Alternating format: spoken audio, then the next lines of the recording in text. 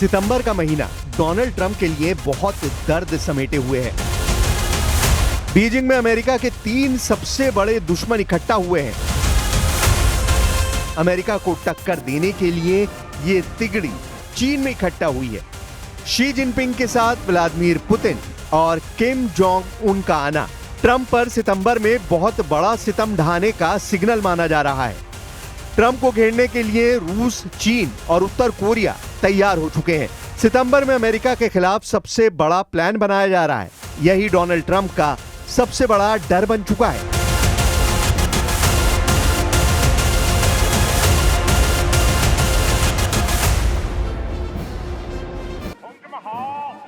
Beijing में होने वाली सालाना परेड में इस बार शी जिनपिंग का साथ देने के लिए रूस के राष्ट्रपति व्लादिमीर पुतिन भी हैं और उत्तर कोरिया के supreme leader Kim Jong Un भी हैं।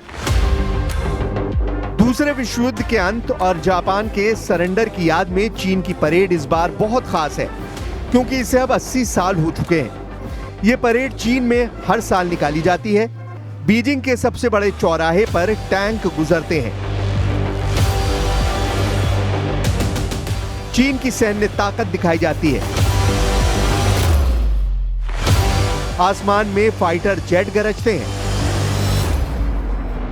चीन अपनी मिलिट्री पावर के जरिए दुनिया को हर साल एहसास दिलाता है कि दूसरे विश्व युद्ध में जापान ने सरेंडर किया, वो जंग हार गया था। और यही एहसास जिनपिंग अब 2025 में डोनाल्ड ट्रंप को दिलाना चाहते हैं।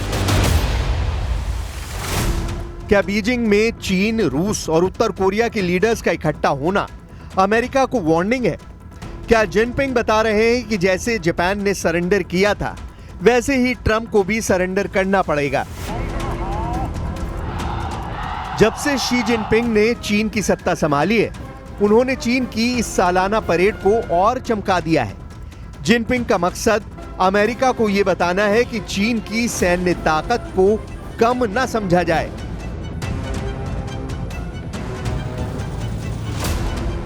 सवाल है कि जिनपिंग के साथ पुतिन और किम जोंग उन क्या अमेरिका के खिलाफ सबसे बड़ा फ्रंट तैयार कर चुके हैं, जिसमें चीन भी है, रूस भी है और उत्तर कोरिया भी है। यूक्रेन में चल रहे युद्ध में चीन और उत्तर कोरिया के दखल ने पुतिन को बड़ी ताकत दी है। किसी ने फौजी भेजे तो किसी ने हथियार।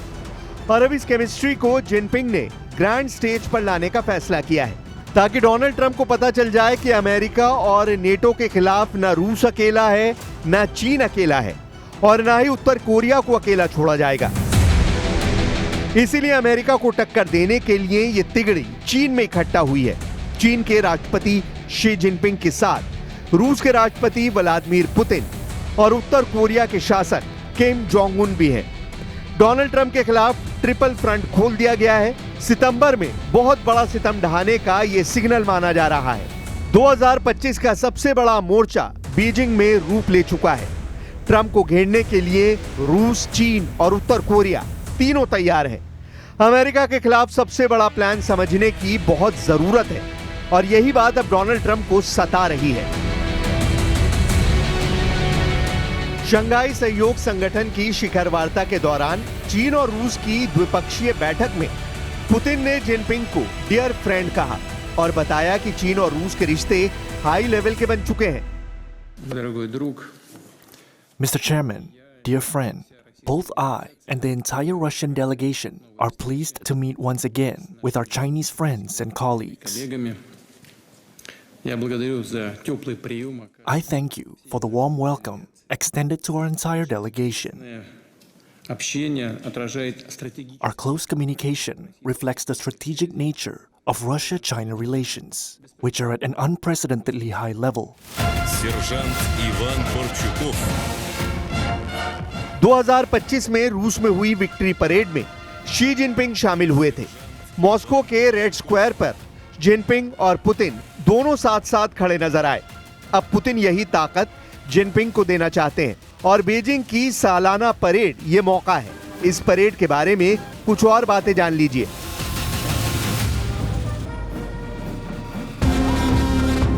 1937 से 1945 तक चीन और जापान युद्ध के दौरान 3.5 करोड़ लोगों की मौत हुई थी। इस दौरान 1937 में जापान की सेना ने चीन के नैनजिंग नरसंहार में 3 लाख लोगों की हत्या की थी। इस युद्ध के अंत को चीन में इस तरह से मनाया जाता है। इसकी 80वीं बरसी पर जिनपिंग एक बार फिर चीन की ताकत दिखा रहे हैं, क्योंकि उन्हें पता है कि इस मिलिट्री पावर के सामने न जापान खड़ा हो सकता है, ना ही अमेरिका की हिम्मत होगी कि वो चीन पर नजरें टेढ़ी करे।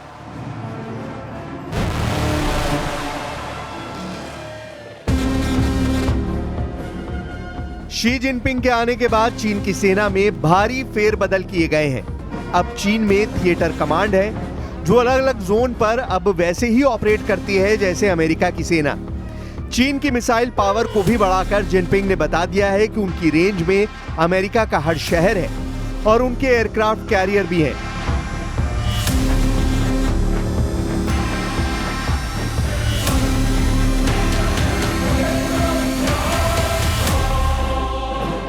DF-21 की रेंज 2000 किलोमीटर।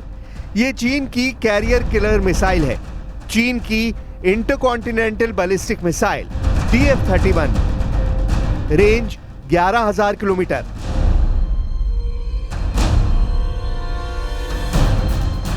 चीन की DF-41 इसकी रेंज 15000 किलोमीटर है। चीन की बहुत बड़ी परमाणु मिसाइल DF-5 रेंज 13000 किलोमीटर। चीन की पनडुब्बी से दागी जाने वाली मिसाइल रेंज 8000 किलोमीटर से ज्यादा। यह मिसाइल चीन की परमाणु पावर की बुनियाद है।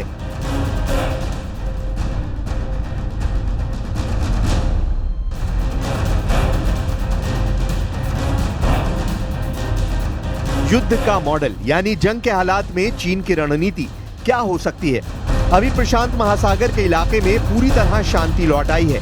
इस बात को कोई नहीं मानेगा, क्योंकि टेंशन लगातार बरकरार है और ऐसा दशकों से चला आ रहा है। पिछले कुछ सालों में चीन ने अपने परमाणु जखीरे को लेकर जिस तरह चौंकाया है, उससे अमेरिका से लेकर जापान और ऑस्ट्रेलिया से लेकर ताइवान सब सन्नाटे में है। डोनाल्ड ट्रंप को डराने वाली सबसे बड़ी बात यह है कि चीन भी परमाणु पावर है, रूस भी परमाणु शक्ति है और किम जोंग उन को तो ट्रंप रॉकेट मैन कहते हैं। यानी उत्तर कोरिया के पास भी परमाणु बम है और इसीलिए इस ट्रिपल परमाणु फ्रंट से कैसे निपटा जाए, यह ट्रंप के लिए टेढ़ी खीर साबित हो रहा है। चीन, रूस और उत्तर कोरिया की तिगड़ी को देखकर अमेरिका के लिए हालात बिगड़ने की चेतावनी दी जा रही है। अगर जिनपिंग, पुतिन और किम जोंग उन की दोस्ती और मजबूत हुई तो समझ लीजिए कि वैसा ही हाल होगा जैसे ज़ेलेंस्की के साथ यूक्रेन में हुआ है। प्रशांत महासागर में अमेरिका के 4 साथी हैं जो चीन की आंखों में किरकिरी बने हुए हैं। पहला है जापान, दूसरा है दक्षिण कोरिया, दोनों उत्तर कोरिया के भी दुश्मन हैं। तीसरा है ताइवान और चौथा है ऑस्ट्रेलिया, जिसने अपनी नौसेना को इतना ताकतवर बनाना शुरू कर दिया है ताकि वो चीन को चैलेंज कर सके। सवाल उठ रहा है कि अगर वर्ल्ड वॉर की नौबत आई और दुनिया इसी तरह 2 खेमों में बटी तो रूस, चीन और उत्तर कोरिया युद्ध कैसे लड़ेंगे और सबसे पहला हमला कहां किया जाएगा? इन सब बातों के बीच चीन की मिसाइल पावर को लेकर डर बढ़ने लगा है, क्योंकि चीन के परमाणु जखीरे और उसकी मिसाइल पावर ने वर्ल्ड वॉर वाले खतरे को फिर जिंदा कर दिया है।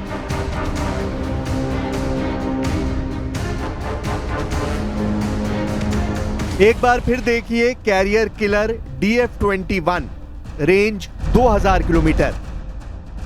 चीन की intercontinental ballistic missile DF-31 range 11000 kilometre.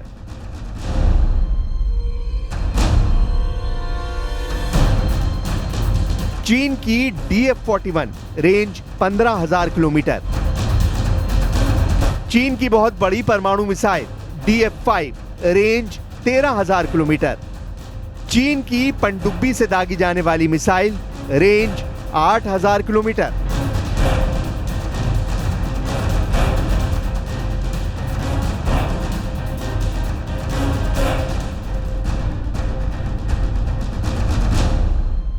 क्या चीन वाकई बड़े परमाणु युद्ध की तैयारी कर रहा है और क्या वो ऐसा हमला कर सकता है? अगर ऐसा हुआ तो जिनपिंग फैसला कितनी देर में लेंगे? और अगर उन्होंने बटन दबाने का फैसला कर लिया तो चीन का पहला टारगेट कौन होगा? क्या चीन का निशाना अमेरिका होगा? क्या चीन का निशाना जापान बनेगा? या फिर ताइवान पर चीन का पहला परमाणु बम गिरेगा? चीन की मिलिट्री पावर को लेकर ताइवान में जबरदस्त पैनिक फैल गया है। ताइवान के राष्ट्रपति ने आर्म्ड फोर्सेस डे पर बताया कि ताइवान के सामने खतरा बढ़ गया है। बीजिंग में टैंक और फाइटर जेट्स देखकर ताइवान को लग रहा है कि अगला युद्ध ताइवान के खिलाफ हो सकता है। 当前的安全环境比以往更加严峻。近年来，中共持续以军机、军舰在台海周边进行高强度活动，甚至结合灰色地带侵扰、认知作战等手段，意图改变台海现状，削弱国人信心。这不仅仅是对台湾民主自由的威胁，更是对整个民主世界的挑战。 खतरा इसलिए बढ़ा है क्योंकि जब दुनिया यूक्रेन के युद्ध में उलझी है और पूरा नेटो ज़ेलेंस्की को बचाने के लिए व्हाइट हाउस में मीटिंग कर रहा है, तब चीन और रूस ने एक अलग मोर्चा खोलने की तैयारी कर दी है। चीन लगातार अपने इलाके के आसपास के साथ ताइवान और जापान की दहलीज तक युद्ध अभ्यास करता रहता है। यह ऐसे युद्ध का खतरा है जिसमें दुनिया की दो सबसे बड़ी पावर एक दूसरे से टकरा सकती है और इसकी जद में बहुत जल्दी पूरी दुनिया आ सकती है। खतरा ऐसी मिसाइलों का है जो हजारों किलोमीटर दूर से फायर की जा सकती हैं। अगर ऐसा हुआ कि दुनिया की सबसे घातक मिसाइल अमेरिका और चीन के बीच चलना शुरू हुई तो तबाही का कोई दायरा नहीं बचेगा, क्योंकि तब इसमें पुतिन और किम जोंग उन का भी दखल होगा और अमेरिका नेटो के साथ अकेला पड़ जाएगा। इसीलिए कहा जा रहा है कि अमेरिका और मित्र देशों को टक्कर देने के लिए पुतिन, जिनपिंग और किम जोंग उन की तिगड़ी चीन में इकट्ठा हुई है। चीन के राष्ट्रपति शी जिनपिंग के साथ रूस के राष्ट्रपति व्लादिमीर पुतिन और उत्तर कोरिया के शासक किम जोंग उन भी हैं। डोनाल्ड ट्रंप के खिलाफ ट्रिपल फ्रंट खोल दिया गया है। सितंबर में बहुत बड़ा सितम ढहाने का सिग्नल माना जा रहा है। 2025 का सबसे बड़ा मोर्चा बीजिंग में रूप ले चुका है। ट्रंप को घेरने के लिए रूस, चीन और उत्तर कोरिया तैयार है। अमेरिका के खिलाफ सबसे बड़ा प्लान समझने की बहुत जरूरत है। यही बात अब डोनाल्ड ट्रंप को सता रही है। इसमें कोई शक नहीं कि बीजिंग में शंघाई सहयोग संगठन की बैठक ट्रंप के खिलाफ बहुत बड़ा टर्निंग पॉइंट साबित हो रही है। पुतिन से लेकर दुनिया के हर उस बड़े नेता को बीजिंग में बुलाकर जिनपिंग ने यह पैगाम देने की कोशिश की है कि चीन का फ्रंट तैयार है। अब बीजिंग में परेड दिखाकर और उसमें पुतिन को शामिल करके जिनपिंग अपनी फौज का हौसला भी हाई दिखाना चाहते हैं। 中俄一贯本着相互尊重、互利共赢的原则，开展包括能源在内的各领域务实合作。 पुतिन और किम जोंग उन का साथ मिलने के बाद चीन को जीत की गारंटी नजर आ रही है। इसलिए ताइवान और जापान को लेकर चीन लगातार आक्रामक होता जा रहा है। चीन की एयरफोर्स और उसके बॉमर आए दिन जापान और ताइवान के एयर स्पेस के करीब पेट्रोलिंग कर रहे हैं। वो इसलिए क्योंकि चीन के टारगेट पर जापान भी है और ताइवान भी। यह है चीन का सबसे खतरनाक न्यूक्लियर बॉमर H-6K, जिसकी रेंज में अमेरिका के वो अड्डे भी हैं जो प्रशांत महासागर में उसके बहुत बड़े मिलिट्री बेस माने जाते हैं और उनको टारगेट करने के लिए चीन लॉन्ग रेंज मिशन वाले H-6K बॉमर भी इस्तेमाल कर सकता है। जब यह बॉमर आसमान में होता है तो रिफ्यूलिंग के बाद यह प्रशांत महासागर में अमेरिका के गुआम मिलिट्री बेस तक को परमाणु हमले से पूरी तरह खत्म कर सकता है। H-6K बॉमर 12,000 किलो वजन के बम या मिसाइल लेकर उड़ सकता है।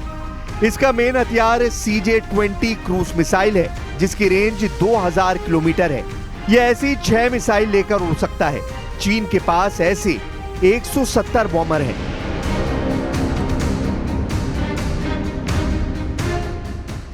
चीन अपनी परमाणु मिसाइलों का जिक्र करने के साथ ताइवान के आसपास अपनी बॉमर वाली पावर इसलिए दिखा रहा है क्योंकि वो ताइवान और अमेरिका दोनों को डराना चाहता है। चीन अमेरिका को खबरदार करना चाहता है।